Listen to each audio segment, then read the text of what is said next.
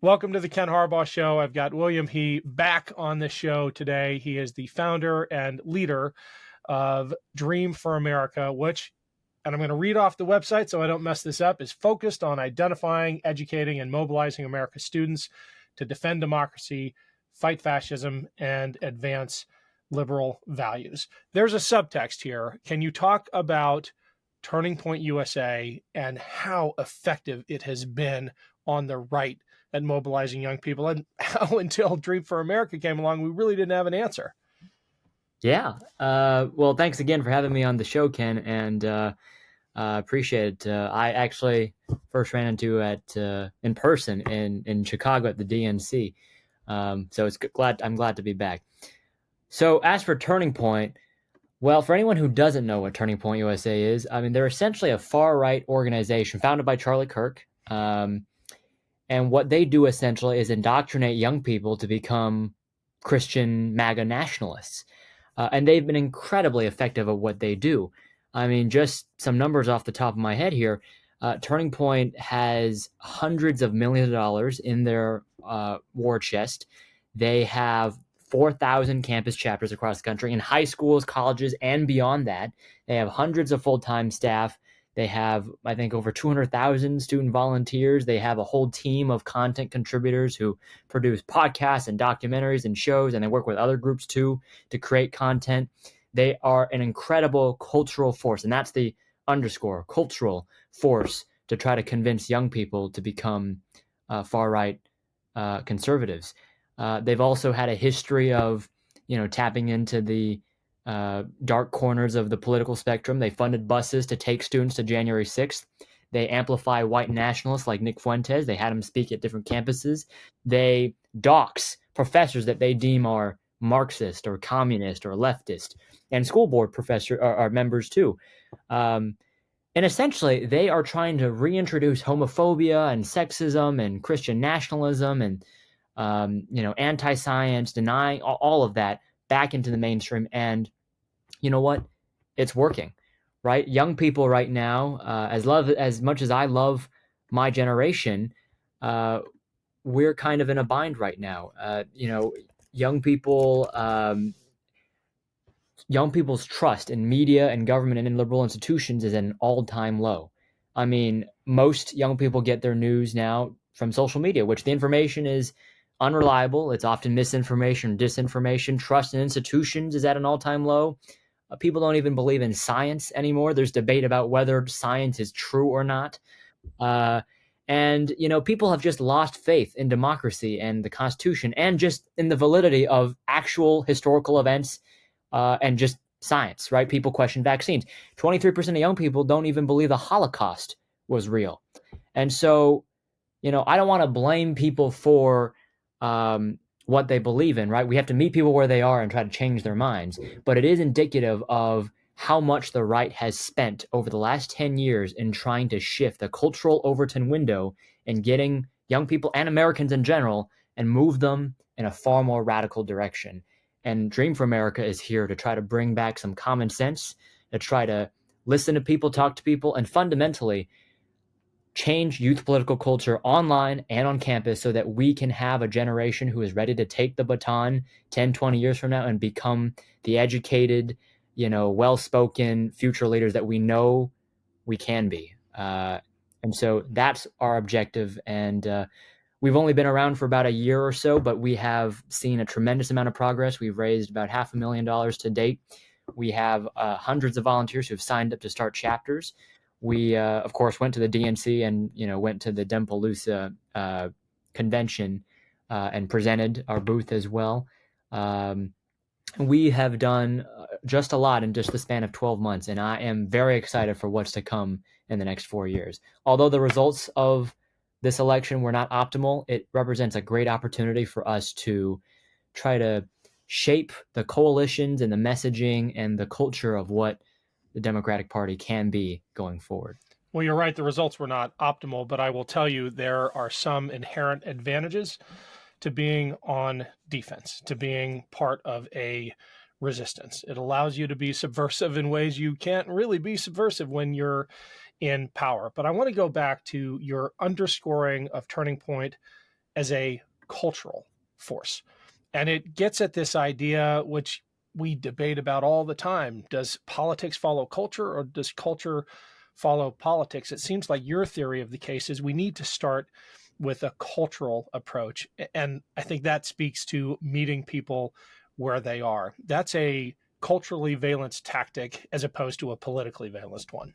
Right. And, you know, this past election has made clear that, I don't think Americans have actually shifted right. I think it is an election of frustrations based on their perceptions of what the country is and what culture is, that can be a whole other discussion on how people get their information. But the fact of the matter is, we lost a significant amount of ground on almost every demographic. I mean, Vice President Harris only won young voters by, I think, 4 or 6 points based on a study that I saw, and that's down from 30 points. And you saw young men swing 30 points to the right, young women, too, post-Roe, swing 15 points to the right, and the list goes on and on among other demographics: Hispanics, Asian Americans, even Native Americans, 65, 67, 68% voted for Trump. And more young people identify as Republican than any time in recent history. And I'm not saying that organizations like Turning Point are wholly responsible for the national change that's happened in the last 10 years, but they have played such a big role. And the way they do it is kind of the idea of, and they're right, if you win the culture, you do win the country. In this election, right, there's a lot of brilliant, amazing people and organizations who are out there fighting the good fight, trying to get young people to turn out, trying to get young people to the polls and registering them to vote. And that's a worthy playbook, and it's the right playbook, and it has been for the last couple decades. However, the different thing this time around is that we're playing on a different battlefield. And while that was the right playbook for elections past, now we need to adapt, right? In years past, the theory goes that young people vote overwhelmingly Democratic, and all we need to do is register them to vote and make sure they turn out. And because the votes are already baked in with that assumption. But now, as this election has shown us, that young people are a lot more competitive and that a lot of minds have shifted in the last couple of cycles. And so my theory of the game here is that if we make long-term investments with the right organizations and the right people and the right kinds of content and organization on the ground, we can make a cultural difference where we fundamentally change people's values, mindsets, and much more. And so when election time does come and these organizations do go out and call people and text people and get them out to vote, the votes will actually be there for them to harness, right? Because young people, are not, are not determined, are not making decisions based on the ads that they see and the text they get, but it's a sum total of their life experiences and interactions in their podcasts, media, culture, their friend groups, what's happening on campus, what people are talking about on the ground in real life. And that's, as I mentioned before, the big underscore word: culture and conversations. That's what we're going to be doing with young people all across this country to make sure that we have conversations with people, meet them where they are, and try to get them to join the right side. How many of those political decisions that they're making are based on misinformation? I mean, you threw out one stat: 23% of young people don't believe the Holocaust happened. There was a recent Ipsos poll that showed across the issues of economics, crime, immigration, and I can't remember the fourth one, but the more likely you were to believe in disinformation about each of those categories, the more likely you were by a massive margin to vote for Trump. Is the rightward drift of young people due to them being mired in a disinformation ecosystem, or is it a statement? It's a Or it could be combination. both. Yeah, it's a combination of both. And I think,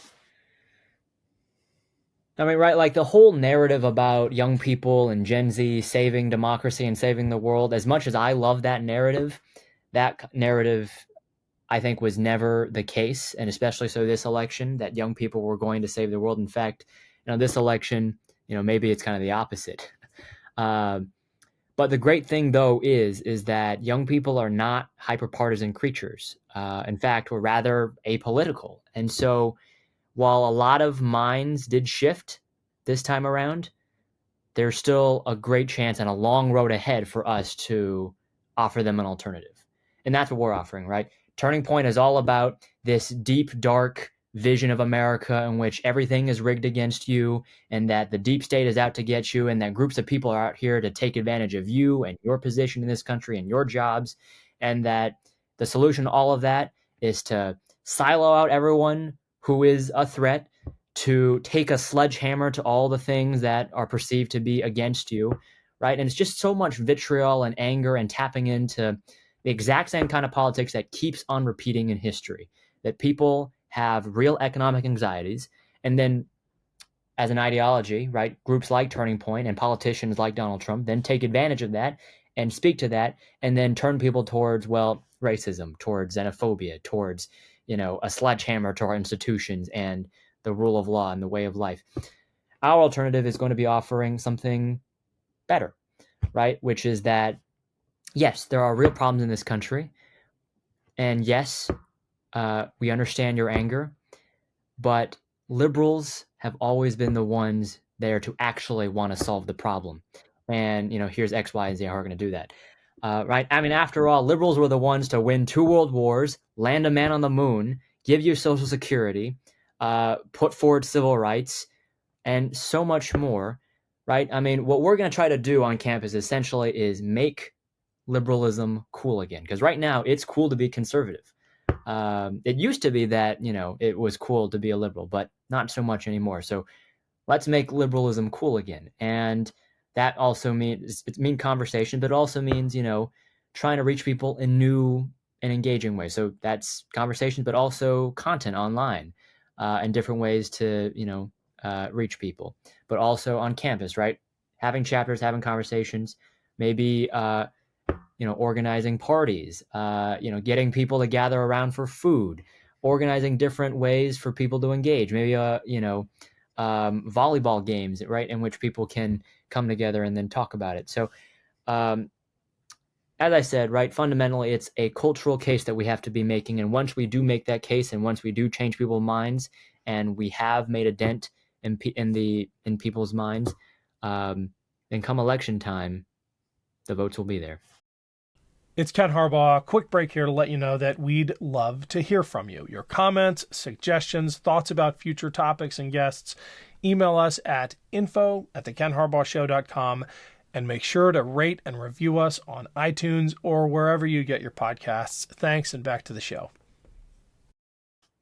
One of the things that initially surprised me about Dream for America, it doesn't anymore because I understand the theory of the case, but at first I was equal parts surprised and impressed by your overt patriotism, not necessarily typical for a youth-led organization, but you're unabashed in your love for America and your desire to see America live up to its promise.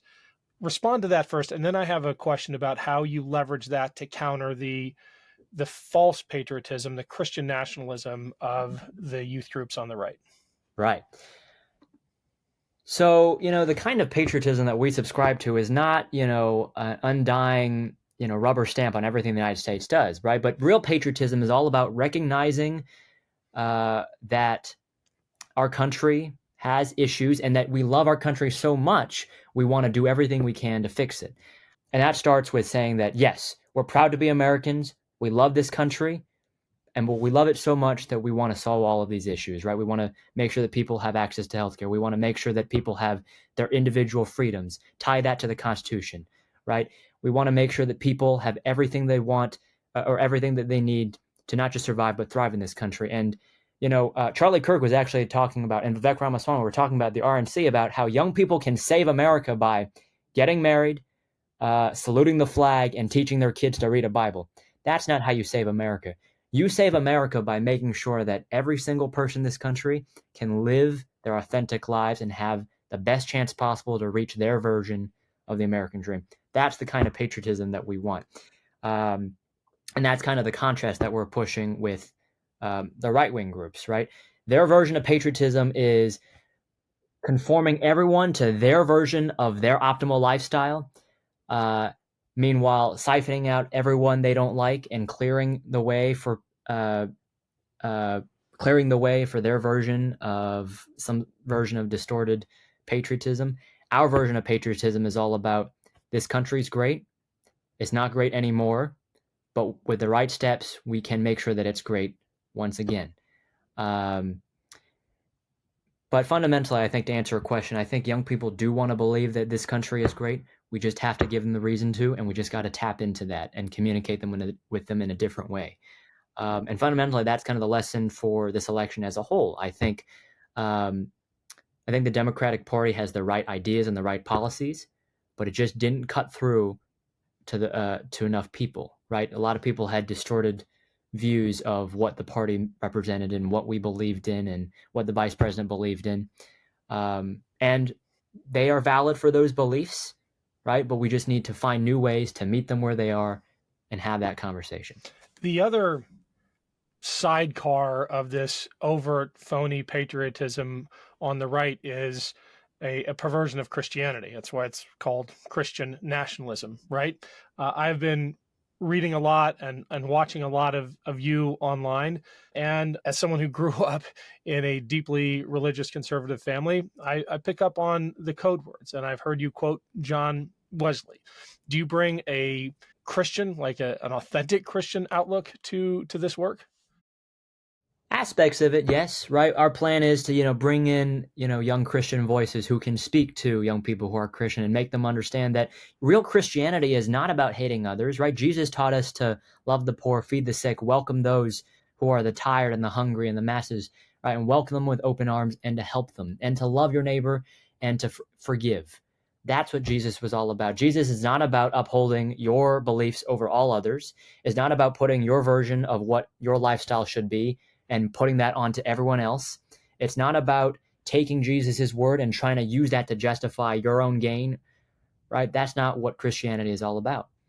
I mean, there's also Jesus the man, not just the philosopher, right? But Jesus the itinerant resistor, arguably an illegal in his own community. I think if Christian nationalists truly understood the example of Jesus, they could not live with themselves.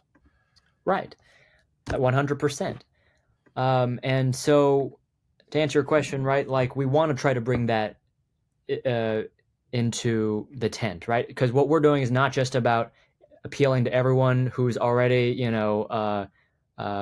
religiously reading Politico playbook, right, and who's a young person who's super into politics and is already liberal, but about trying to reach people and connect with people who might not be interested in politics or who might be interested in politics, but we want to convince them that our beliefs are the correct set of beliefs to hold.